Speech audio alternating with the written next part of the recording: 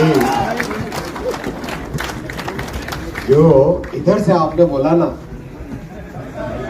भाई साहब नया लगेगा, वो बात है सही। क्या है भाई, बीएसएनएल का क्या मतलब है? क्या मतलब है? क्या मतलब है भाई? पीछे बैठे बैठे, हाँ जोश के साथ, पूरा जोश के साथ पीछे, पूरा जोश के साथ नया लगेगा। ये हुई ना बात। मोदी जी की गारंटी है बीएसएनएल। बहुत अच्छा। साथियों, यहाँ पे उपस्थित आप सबके सब मेरे भाइयों बहनें हैं जो कि आज देश की एक बहुत ही बड़ी जिम्मेदार संस्था की कमान आप सबने संभाली हुई। बीएसएनएल के पीछे मोदी जी चट्टान की तरह खड़े, चट्टान की तरह। आप अगर किसी भी मीटिंग के आउटपुट को अगर आप देखते हैं तो आप आश्चर्य करते हैं कि किस तरह से प्रधानमंत्री जी ने बीएसएनएल के लिए एक स्पष्टता के साथ, एक क्लैरिटी के साथ और एक कन्विक्शन के साथ कि हाँ बीएसएनएल को हमें एक मजबूत संस्था की तरह तैयार करना है, एक ऐसी संस्था की तरह तैयार करना है जो कि कठिन से कठिन परिस्थिति में भी देश की सेवा के लिए लोग अगर उठे, लोगों के मन में आए तो वो बीएसएनएल का नाम है। ये ताकत के साथ बीएसएनएल को तैयार करना। फिर तो हम लोगों ने, आपने सबने मिलकर सबने काम किया। जब पॉलिटिकल विजन करेक्ट एकदम क्लियर होता है, सारी चीजें बदल जाती है। मैं सीएमडी साहब को धन्यवाद देना चाहूंगा, सेक्रेटरी साहब को धन्यवाद देना चाहूंगा। जितनी मेहनत के साथ आज आपके लिए 4G 5G टेक्नोलॉजी पे काम चल रहा है, वो इमेजिन नहीं कर सकते। भाई पंजाब और हरियाणा से कोई है? काफी है। कैसा भाई एक्सपीरियंस है वहां पे अभी जो काम चल रहा है उसका? कैसा एक्सपीरियंस है? सेटिस्फैक्शन है? कॉन्फिडेंस है? पूरा कॉन्फिडेंस है? वर्ल्ड क्लास टेक्नोलॉजी बन रही है कि नहीं? कल मैं भुवनेश्वर में था, कल भुवनेश्वर में था।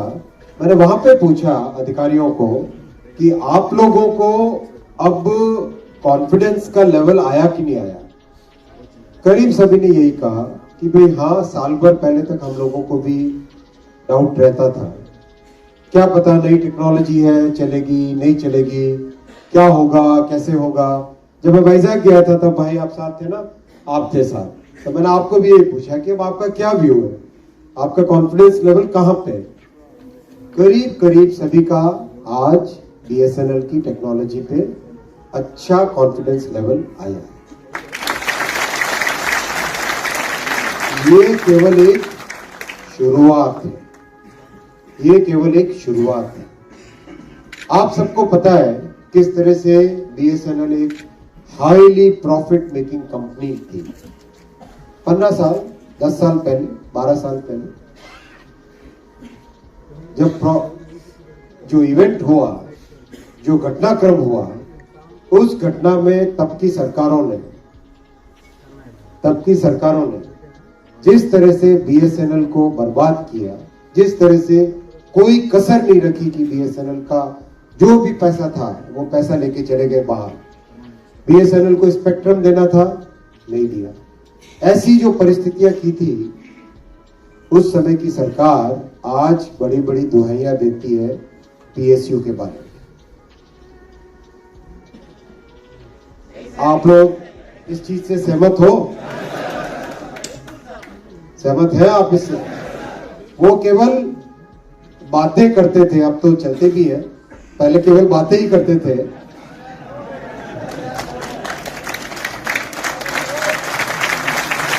काम में और बीएसएनएल के प्रति कमिटमेंट में उनका कहीं कोई रोल नहीं था। आए मोदी जी, देखा सबसे पहले सबसे बड़ी प्रॉब्लम क्या है, सबसे बड़ी प्रॉब्लम सॉल्व करना चालू किया उन्होंने। भाई किसी भी कंपनी का कॉस्ट स्ट्रक्चर ठीक होना चाहिए, तभी सस्टेनेबल होता है।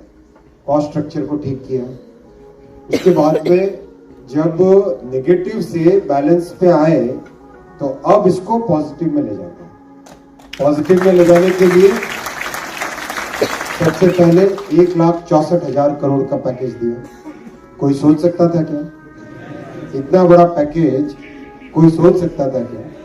लेकिन मैं आपको बताऊं, आपके सामने आज मैं खुल के बोलना चाहता हूं, मोदी जी ने 1 सेकंड भी हिचके नहीं बीएसएनएल के लिए 1,60,000 करोड़ का पैकेज उन्होंने दृढ़ता के साथ दिया, स्पष्टता के साथ दिया और केवल एक मैसेज दिया, जो मैं मैसेज आपके सामने आज रखना चाहता हूं।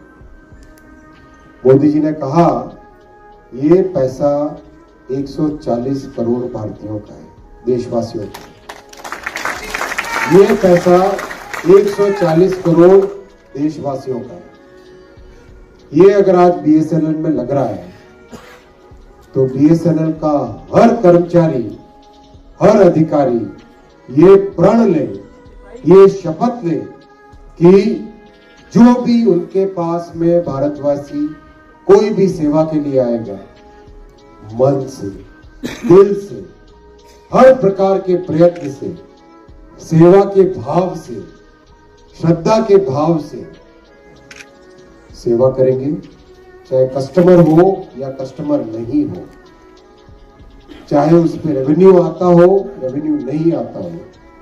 सरकार की इतनी ताकतवर संस्था के अधिकारी के हिसाब से, कर्मचारी के हिसाब से सब के सब एक शपथ लें, जो भी हमारे पास आएगा सच्चे मन से उनकी सेवा करें। ये मोदी जी ने आपको कहने के लिए मुझे कहा। मानोगे ये बात? लो शपथ, खड़े हो जाओ सर, खड़े हो जाओ सबके सब, पीछे भी खड़े हो जाओ, भाई पीछे भी खड़े हो जाओ, सबके सब खड़े हो जाओ। सिमली साहब तो पहले ही खड़े, हाथ आगे करो भाई, हाथ आगे करो, शर्माओ मत, घबराओ मत, बिल्कुल हिम्मत के साथ हाथ आगे करो। मैं शपथ लेता हूं भारत के किसी भी नागरिक की जो भी समस्या मेरे सामने बीएसएनएल के अधिकारी के हिसाब से आएगी, उसको मैं सच्चे मन से, सेवा भाव से, अपनी पूरी क्षमता के अनुसार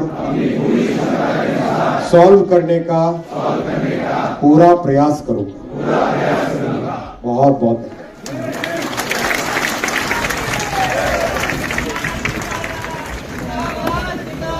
अब इसी भावना के साथ काम भी करना है, इसी भावना के साथ काम करना है।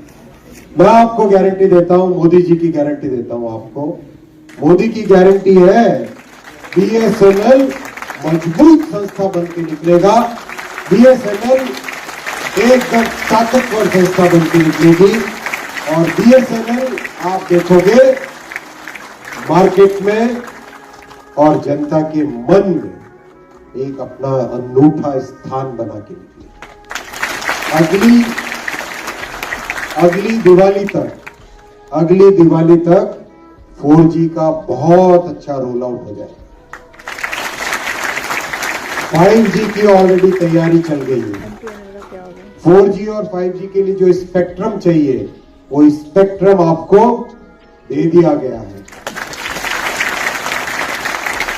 जो टेक्नोलॉजी चाहिए वो टेक्नोलॉजी आपको मिलेगी, जो ताकत चाहिए वो ताकत मिलेगी। अब सारी जिम्मेदारी आ जाती है हम सब पे।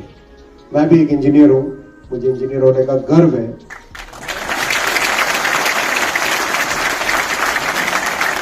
जब हम करीब 50,000 टावर पे 4G लग गया होगा तो देश के अंदर बीएसएनएल की एक अलग ही पोजीशन होगी और दूर नहीं है वो, दूर नहीं है वो चीज। मेरे ख्याल से जून जुलाई तक वो परिस्थितियां आ ही जाएगी। क्यों सर? जून जुलाई तक वैसी परिस्थितियां आ ही जाएगी। तो उसके बाद में आप देखोगे कैसी परिस्थितियां एकदम तेजी से बदलती। तो लग जाए जोर से, पूरी ताकत के साथ। तो बोलो मेरे साथ, हाथ दोनों खड़े करो, दोनों हाथ खड़े करो, मुट्ठी बांधो, बोलो भारत माता की जय, भारत माता की जय, भारत माता की जय। बहुत बहुत धन्यवाद।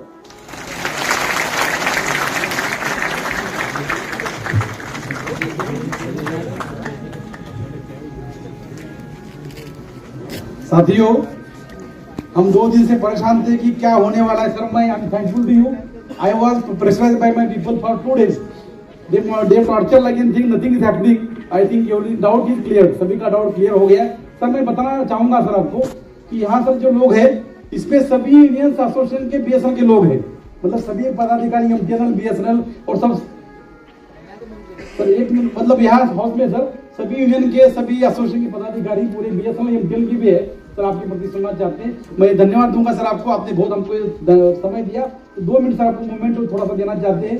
एक मूवमेंट हमने स्पेशली चलाया, आपकी चॉइस के हिसाब से हो सकता है, सर पसंद आए तो।